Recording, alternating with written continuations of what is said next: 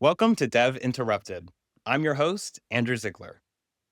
And today we have a special guest with us because my normal co host, Ben, isn't joining us for today's news segment, but instead I brought along one of my close friends in the DevRel world. I'd like to introduce you to my pal, Rizal. Rizal, why don't you introduce yourself to our listeners?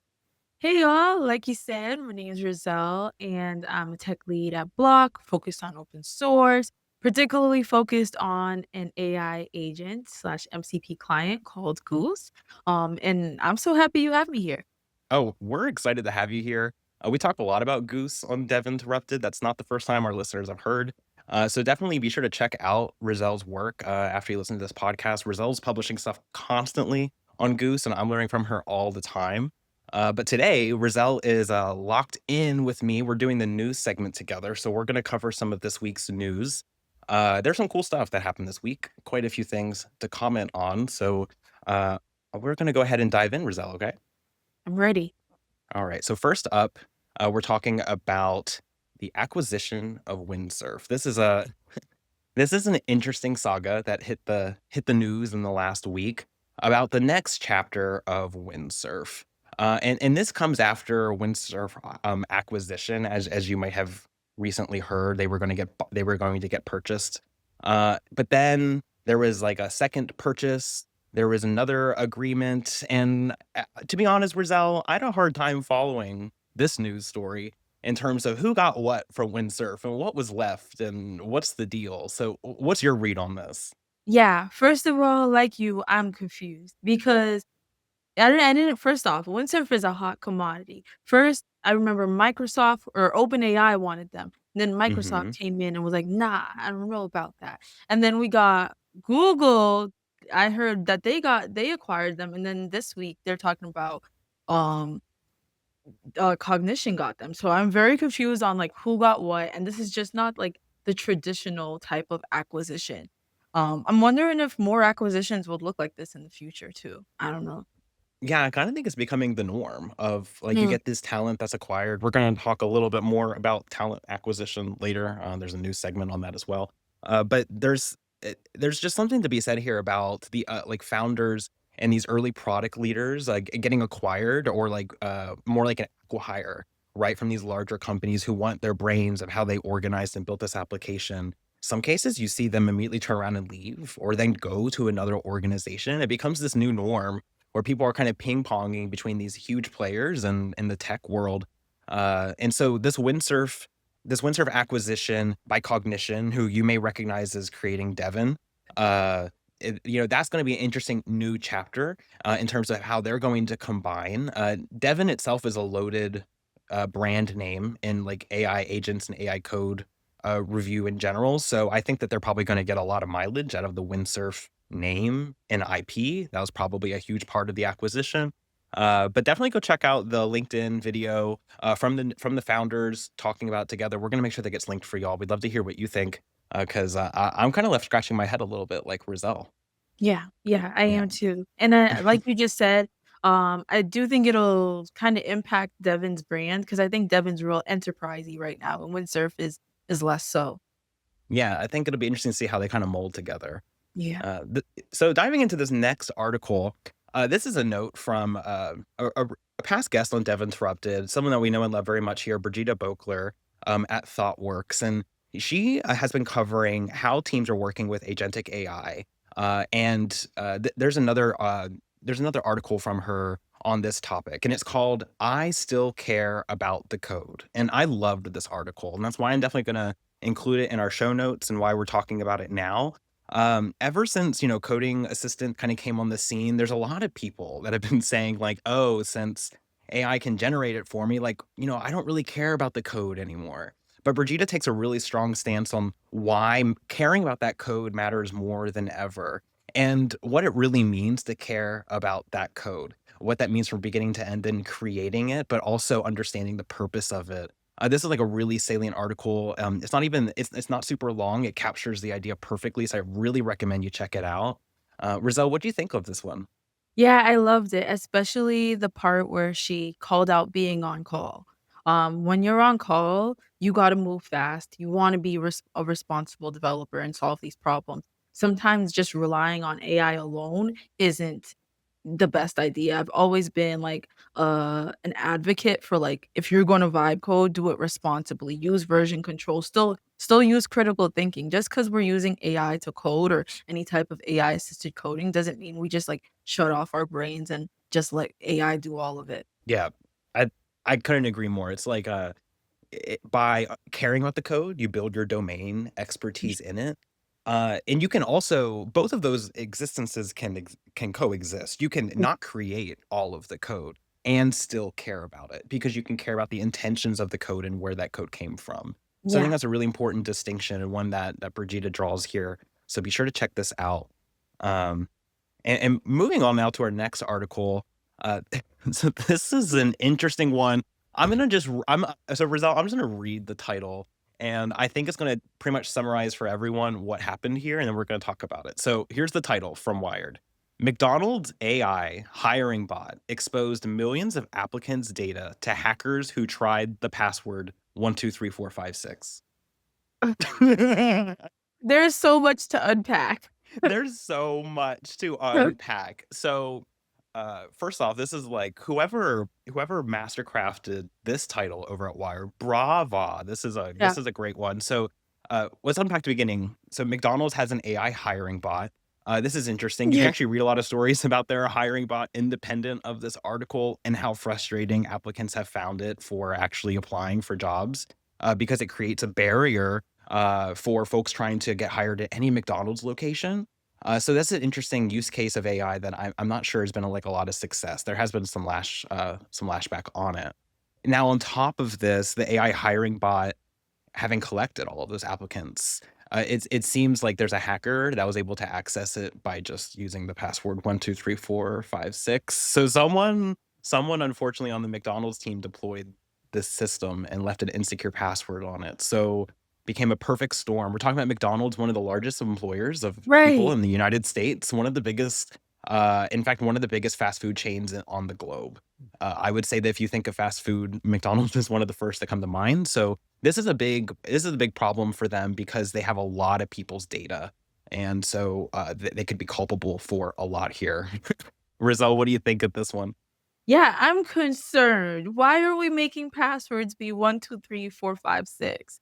Like, this is like basic knowledge that even if you're not a developer, you know this is not like a secure pattern that you should do. Like the everyday person knows this as well. And I am concerned about like what data do they have? Like you said, this is a global company. There's McDonald's in Jamaica and Japan and like do McDonald's they Japan have is good too. Oh my gosh, do the oh hackers have that information too? Like, oh my gosh.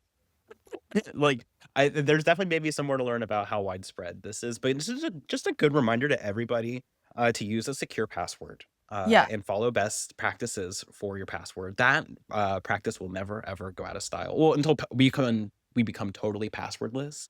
But until then, buckle up. Yeah. Until we have that, get some Yeah, strong until we flag. have that. So moving on to our next story here. All I can do is start this one with a sigh, Rizal. So for the last several weeks, we've been covering this saga, this absolute epic here on Dev Interrupted about AI leaders poaching talent from each other. And we're not talking about, oh, you hire the product leader or you hire whatever. We're talking about ripping out entire heads of labs and entire established machine learning teams within some of the largest companies in tech. And this has been happening between Meta and OpenAI and Apple and Google, really anybody who has access to huge amounts of capital and has a huge need and incentive to build AI as fast as possible with the brightest minds on the planet. And here at Dev Interrupted, it's exhausting to Yeah. cover what happens on all of these poaching wars from week to week. Folks who tune in, they know this from me. What are they going to get this week? They're going to get another news segment on the AI poaching war. So here we go. Meta has taken another AI talent. This is from OpenAI. They've actually taken two lead researchers now from OpenAI. So I think now if we were to tally it, that takes the number of scientists taken from OpenAI by Meta to 10 at Wow. least. And we're talking about $1 million compensation and signing bonuses to bring all of them over. So this is another interesting development in the super intelligence labs coming from Meta. Rizal, have you been following this story? What's your take on it? My take on it, jokingly, is hire me. I'm available for a couple million. Oh, you're But so on a right. What am I doing? Poach me, guys. Poach me. right, Poach me. Yeah, poach us. Poach us. right. Rizal and I will split the salary even, We're right? cheaper. We're Yeah. cheaper. We'll take it.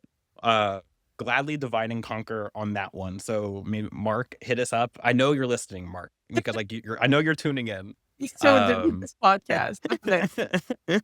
but yeah, so it's like this has been going on for weeks now. You've been Yeah. seeing it, right? Yeah, I have.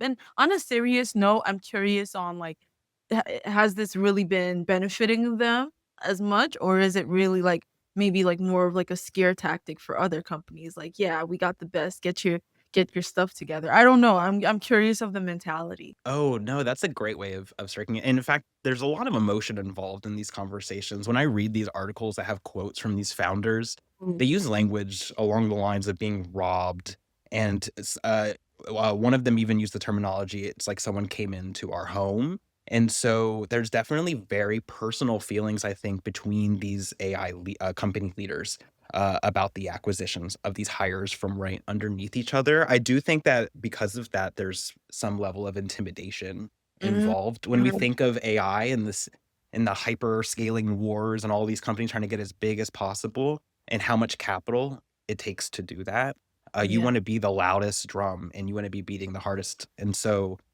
it makes sense that they're going to, between these leaders in this space, there's might be a lot of like posturing and like kind of mental games going on with these acquihires, right? It's kind of crazy. Yeah. But I do think that there's something to your hypothesis there. Yeah, yeah. I'm curious to see the end result, and when will they stop hiring? I Or don't know, poaching? but hopefully not before they hire us though. Hopefully we Yeah, scoot in there. yeah. Yeah, yeah, and then when we come back, next time people tune in, it would be Ben doing this new segment. He can cover the AI poaching wars, and he can talk about how we got Right, they got acquired by Rizal Meta. and Oh, yeah. Andrew. That'd be great. And don't worry, listeners, we would bring you along for the ride as well. And before we start wrapping up our new segment, this has been a lot of fun. We're gonna have more of these like this where we bring in other folks to share their opinions on the news. Um, but before I'll move on a little bit, I just wanted to plug something happening at the end of the month. You see, my friend Rizal here, she is the host of The Great Goose Off, which, if you've not watched it, is one of the best new emerging game shows for engineers. Not like it's a vibrant category, but she's definitely dominating it. And so on the Great Goose Off, you have folks go head to head using Goose Coding Agent on wacky projects on a real time live stream. It's a totally fun experience. And Rizal, why don't you tell us a little bit about it? Yeah, I mean, you really described it well. The next one that people should tune in will have you on July 29th, but I basically have 2 people going head to head, and I'll tell them something crazy, like build a login form that you can't log into, and we'll see who can make the most chaotic. Yeah. Oh, okay, so you're gonna break my brain, is what I'm hearing. So definitely be tuning into that. That'll be at the end of the month. I will make sure the link gets included so that y'all can go check it out. Now that I've had Rizal here for a new segment, now she's going to put me to the test in a live vibe coding challenge. So be sure to come check it out. It's gonna be a ton of fun. Um, and let us know as well what you thought about today's news segment so we can be doing more like these. And now that we're coming towards the end of our new segment, I do want to intro our upcoming guest. I'm going to be sitting down with Itamar Friedman of Qodo. We're going to be talking about how you can tailor your team's AI strategy, whether you're a fast moving startup or a high stakes enterprise. We're going to talk about what it means to go from vibe coding to grounded coding to building structured workflows and beyond. So this is a little more of a technical dive about how to reinvent your engineering team in the world of AI. Be sure to stick around for a listen, and we'll see you there. I'm really excited, Itamar, to have you here today. because you have so much insight on how technology is evolving right now and how teams are using AI. And for our listeners, Itamar Friedman, he's the co-founder and CEO of Qodo. It's a company tackling AI-driven software development, and it's tackling it heads on. Itamar works with teams that are figuring out these challenges in our industry right now, and what separates an engineering team that thrives with AI from those that are just kind of experimenting with it.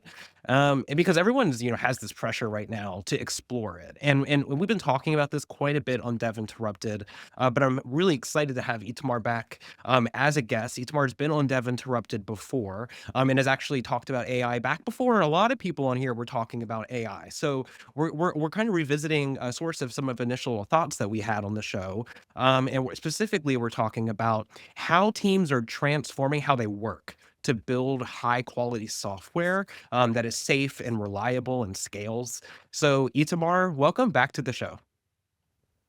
It's really a pleasure to come back here. Really high quality episodes, and it's also fun. I like the way you conduct the discussion. Thank you for having me here. Amazing. I love to hear that. Thank you. Well, I look forward to having a blast with you today. And we're going to kick things off with I like to kind of ask this of folks who come in and talk about AI, kind of like setting the stage initially about how teams right now are actually implementing these tools, because everyone is under some sort of mandate or pressure to start implementing them, but that looks different for everybody. And to kick things off, what would you say is the minimum bar for a team to say, we're using AI effectively right now?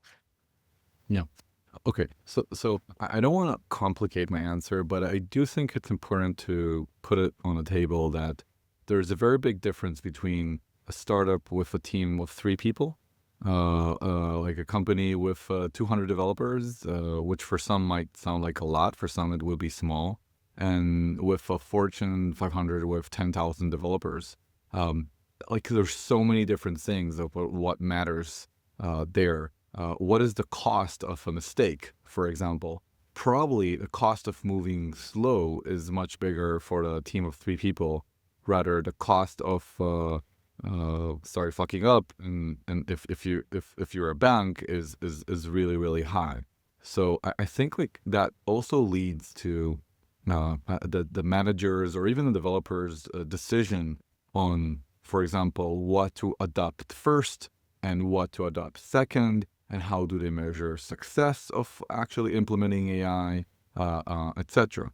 And for example, let's say that one AI tool will help you to write much more code faster, right? Let's say that there is a metric for that. Hmm. Um, let's assume that there are going to be the same amount of bugs per line of code. So it means that you're going to also get much more bugs, right? So, but still, if you're a small startup and or a beginning startup, you want to just move faster. I'll move fast and break things. And the first thing you probably want to see is like, let's say, speed. I'm intentionally not using the word velocity for a second. Like you just want to see that you're moving really fast. And probably also vibe coding like actually works pretty well for you.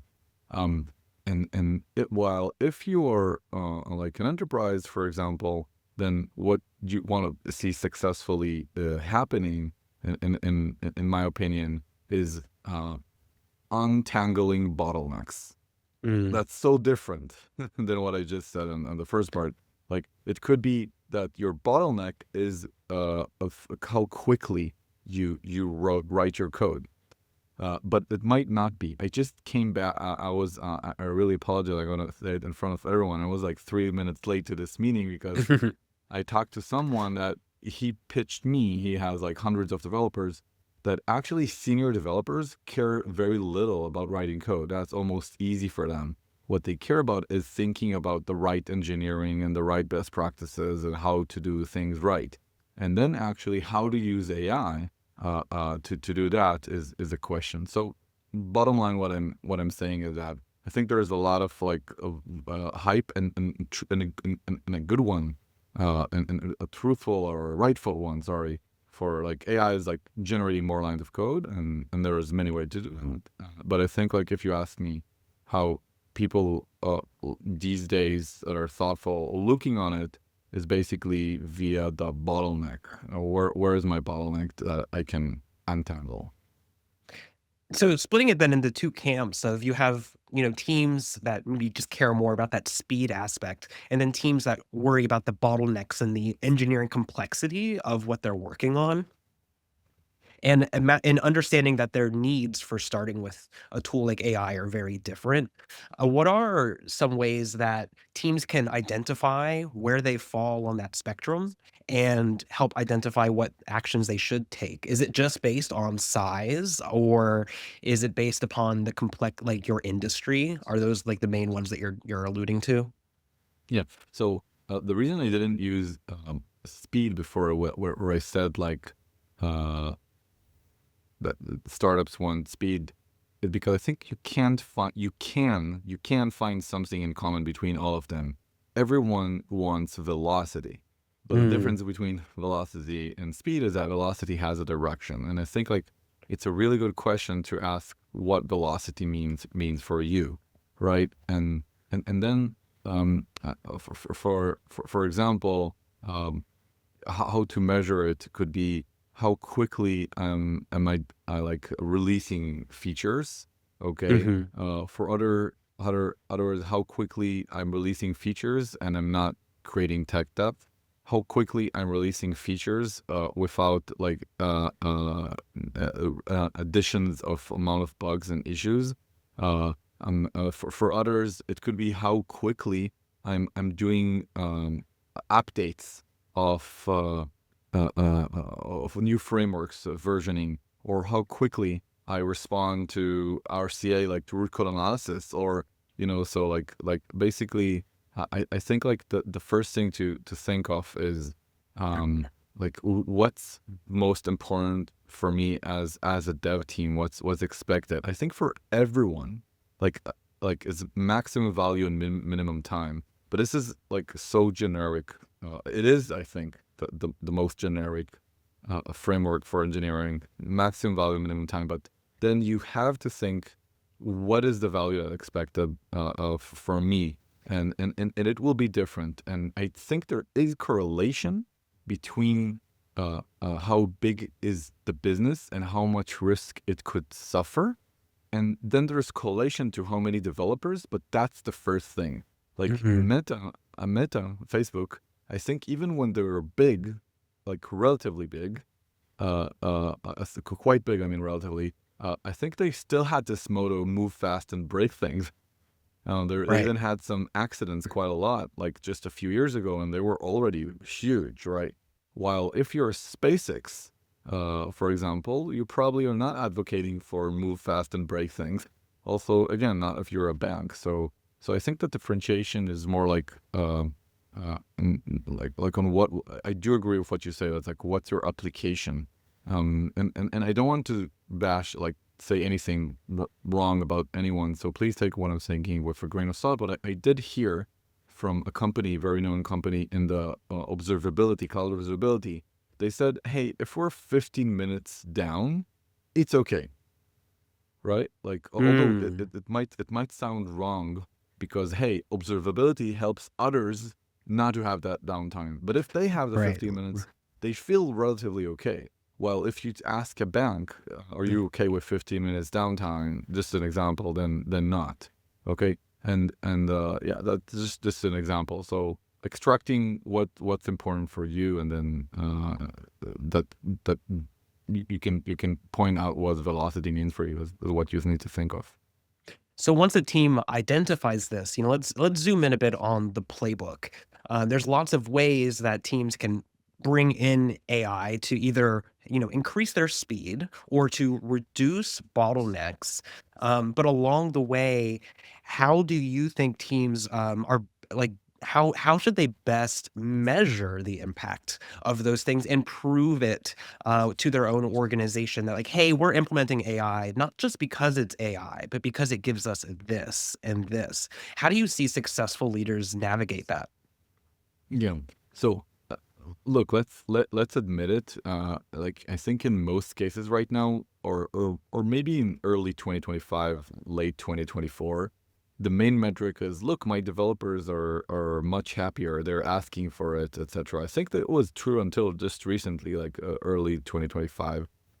But I think like I'm not the only one that's saying what I said right now. Like think about your what matters for you, and then this is how you measure. And if you want me to be more specific, it could be, for example, time to close a open PR, and how many critical bugs are being introduced per PR retrospectively.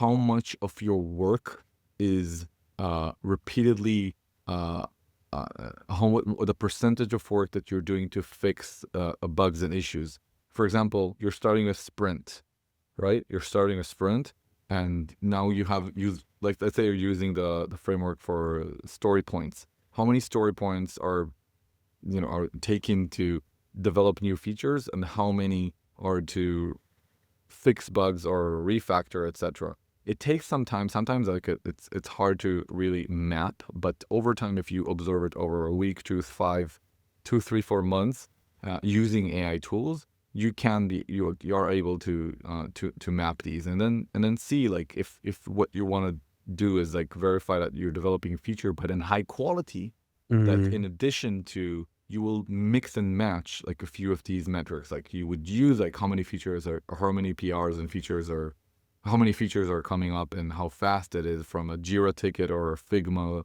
until it's out and to the customers. But you'll also check, for example, how many the percentage of user stories that are that are done on new features over time, and not fixing bugs that are because of vibe coding or something like that. This is specific, but I do come back to my main point before, that it's very important that you sit down and think, you match those metrics, because there could be quite a lot, those that are fitting what you define as velocity. That's really great insight, for those listening too, to know that, like, especially like larger companies and companies that are maybe in those more sensitive industries for sure, they want to be tracking and showing the success of this, and part of tracking and showing the success is, getting everyone on board. There's a saying, like, it takes a village to raise a child, and similarly, it takes a team to implement AI. And so, Itamar, in your opinion, who owns the success or failure of a rollout? And obviously it depends on the organization, but what are some typical patterns you see? Yeah, definitely. I feel that we're already like 15 minutes or so into and I didn't give like a futuristic prediction. So let me give you one, and then I'll connect it to your question. Perfect. Your question, okay? Yeah. So let's assume that in 5 years, I'm not saying if it will happen or not, just assume that in 5 years, we get to a point where AI agents are writing and reviewing and verifying most of our code. Who is going to be there at the dev organization? My guess, it's the dev platform team. They're those that I see. It's not like that for all companies is like that, but the majority of that, like the organization that gets the keys, gets the responsibility to implement AI, like you said, take a village, take a team, that gets the ownership of implementing AI, is the dev platform team. In some smaller companies, it could be just 1 or 2, 3, 5 people. In some organizations, it could be 5, 10, 15 or more. It's actually a growing department because of what I'm saying. Like in some companies, we're seeing like it grew in 1 year from 5 to 25 in a big company of 10,000 developers. So back to my point, like I claim that organization is going to be the zookeeper, if you like, or the agent keeper, and and the manager, the manager of all those agents. They're going to be in charge of steering, verifying, approving. I'm talking about like not necessarily just the targets, actually credentials and things like that. In addition to steering other things, I just wanted to give that as an example. So assuming that that's the future, and maybe you could claim that only they will exist in 5 years from now. They're just not gonna be 5 people. They're gonna be much more. Then I actually see this already, signs of it happening right now, and and I see them like thinking like when there is such organization, usually I see much stronger, more fundamental, more established implementation of AI. Otherwise, usually what you get is like developers saying, "Oh, I really love this code generation tool. Let's install that," and that's it. But when Right. you have the platform team, or someone is in charge giving, then they're starting to think, "Oh, but how do we implement? How do we verify the best practice? How do we like also measure what's the real productivity?" And there's no like tech depth that is being accumulated. I saw this like funny tweet, like developers doing 20x works accumulating 50x tech depth. So how you like that's what I'm seeing today, that that you're seeing a dedicated group, usually the dev platform, giving the keys ownership, and they work really in collaboration with the other engineers, other developers, but they do look at it a holistic approach of how do we do that? Do we do this software development with AI, but with confidence and like guardrails, etc. This prediction is really important, I think, and especially since it's backed up by things that you're seeing, the growth of platform engineering teams, developers that are concerned about that experience from end to end. You see these teams growing faster than other teams on average, and it sounds almost like how you describe it in like the 5 year out scenario. It's almost like a rising water, and like the platform engineers are at the very top, and so double clicking into that a bit, for our listeners who definitely see and perceive this shift happening, what's some advice or strategies you would give them to help them move upward into that platform engineering mindset? Are there upskilling opportunities that you see? Kind of curious to get your opinion. Yeah. So the very straightforward answer is please do um, put someone in charge on implementing AI across the SDLC in a thoughtful way. Actually, I heard a podcast, I think, or actually a lecture, that one of the top like suggestion right now in the market, forget about developers, is in general, is take, let's say in sales, take your best salesperson and tell that person, actually the one that is excelling in sales, stop selling and now try to think, how can you implement AI in sales to help all other AEs, other salesperson. It's really hard to do because you don't want to take that person out of the Right. quota holders, or whatever the term is, quota carriers, right? But that would probably lead to the best amplification of the sales team with AI. So back to us, to developers, I think it's the same thing. Like, try to think who is the best person, maybe the best technically, the best architecture. If you don't have right now someone in charge of implementing AI, and not just saying, okay, let's buy this code generation tool, but actually think about it thoroughly, then do that. That's the number one. Maybe trivial, but that's my recommendation. And then the second one is like just continuation of this, is like if I try to wrap up everything we said so far, like think, put a roadmap, or like a map of not a roadmap, sorry, a map of all the processes that you have right now.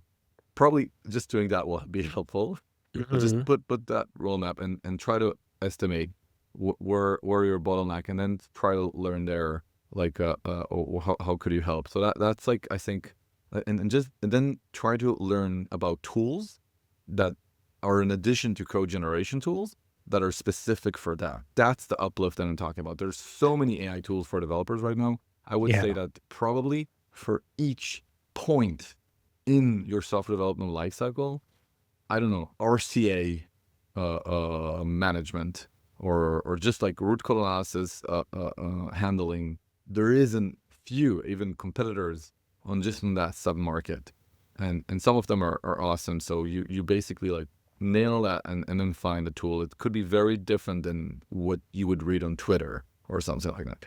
Right, right. It's not definitely identifying what you need specifically, because the market is going to become very vast with very specialized point solutions. And the better you get at identifying the wins that your organization needs, the more strategic you'll be about adopting them. It's good insight. And what you also touched on about like taking your best salesperson and throwing them into, the AI mix and getting them to be like, how would you translate your sale expertise into AI tools or workflows? And let's help everybody take advantage of your velocity that you have in the way that you work, whether it's with AI or with not. You're taking that domain expert and you're bringing them into the conversation to make these changes.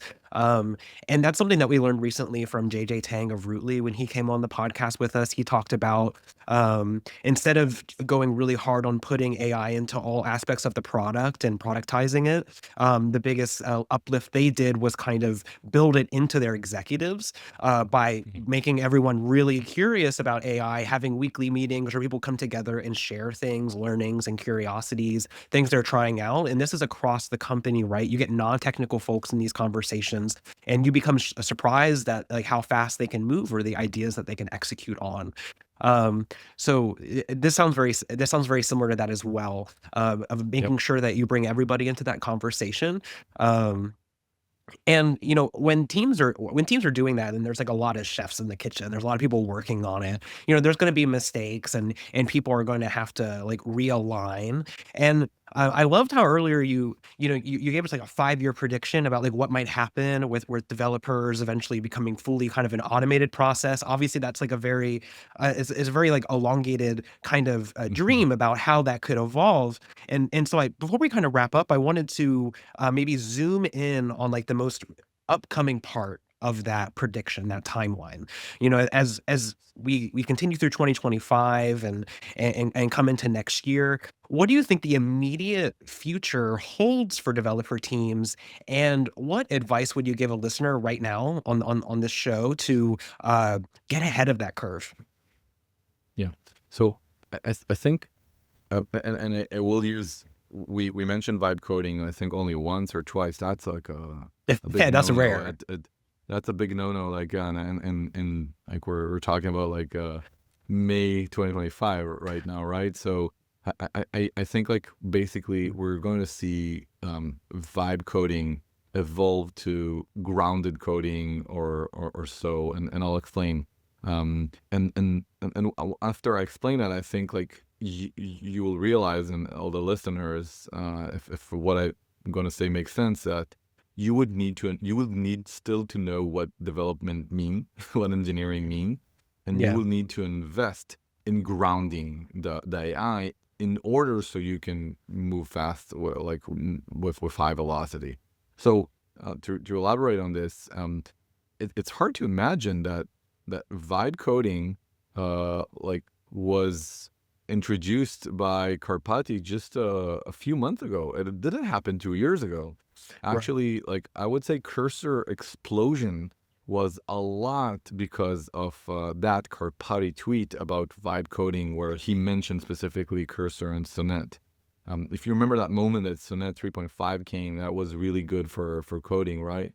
Yeah. And then we see it's just a few months ago, like around like early 2025, and I think that it took only 2 months that we're starting to see backfire by Mhm. the engineering, like the more, let's say, it's still not like it's not all the professional developers, it's not all the enterprise developers saying that, but we saw early signs of people saying, hey, if you doing vibe coding in enterprise software, you're gonna have trouble. And that tweet of two engineers doing 20x productivity but 50x tech debt, that famous tweet that exploded, was resonating with many.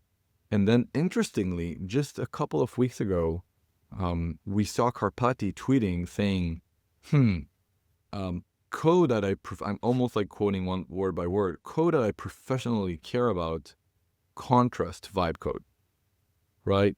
And so it's not like the pushback only by those developers. Karpati is a pretty good developer, humbly saying, then he's saying that like it means something, but he didn't stop there.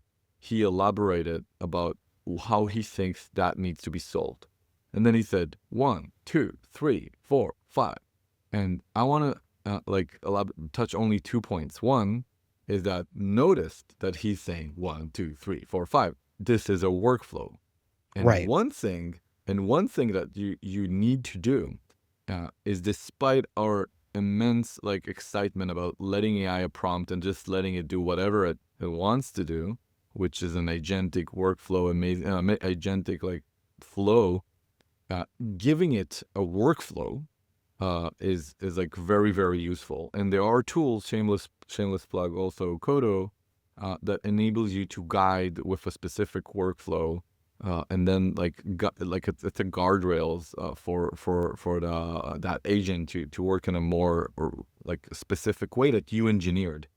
By the way, as Qodo, we have a open source tool called Alpha Codium, and Qodo is formerly known as Codium AI.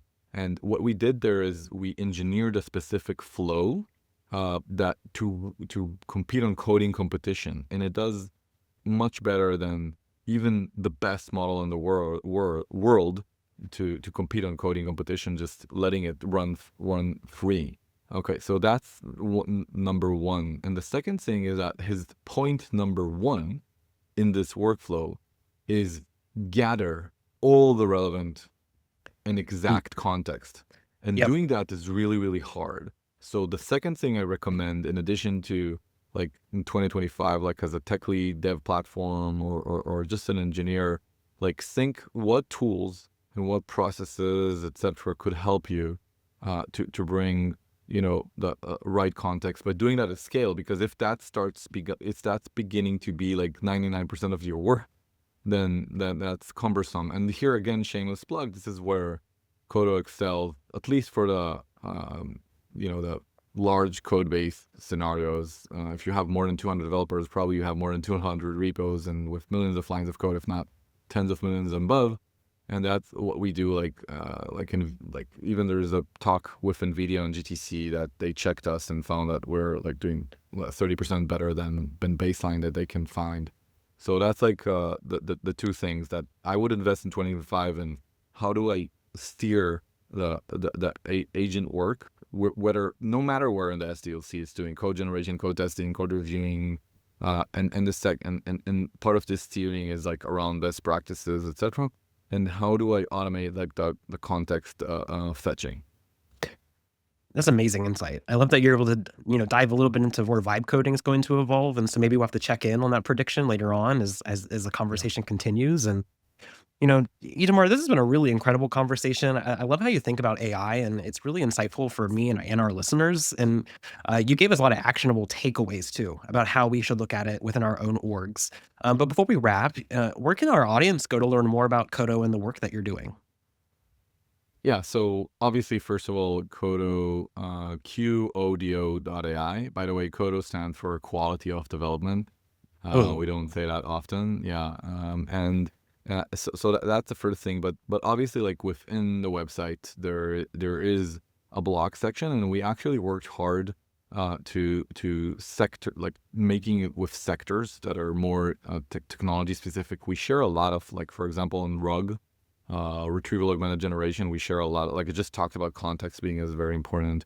So that's like one thing I recommend, the blog, like the differentiated section. Also, I do think that Andrei Karpati that I just talked about is a good influencer to follow. Anthropic are really good in releasing high quality content with respect to that. We also at Qodo have like webinars, and we usually keep them really, really technical. I had a webinar with Anthropic, and we're having soon a webinar with Google. and that's all very, very like technical about these topics. So these are my recommendations. Amazing. We'll make sure to drop those in the show notes so our listeners can go and check out all of the community building work that you're doing, but also the resources you're gathering. It sounds really useful. And to you, our listeners, if you made it this far, then like I always say, then you really like this conversation clearly. Be sure to subscribe, share the episode, reach out to us on socials. Itamar and I are both on LinkedIn. We'd love to hear what you thought about our conversation today. I also really love how Itamar posts and has videos on LinkedIn. You should definitely go check out the content he's sharing. It's really great. Okay. And if you're only listening to this podcast and you're not reading the Substack, then you're missing like half the story, y'all. I tell you this every week. You have to go there and subscribe so you can get all the cool insights that we're going to drop with this episode. But that's it for this week's Dev Interrupted. We'll see you next time.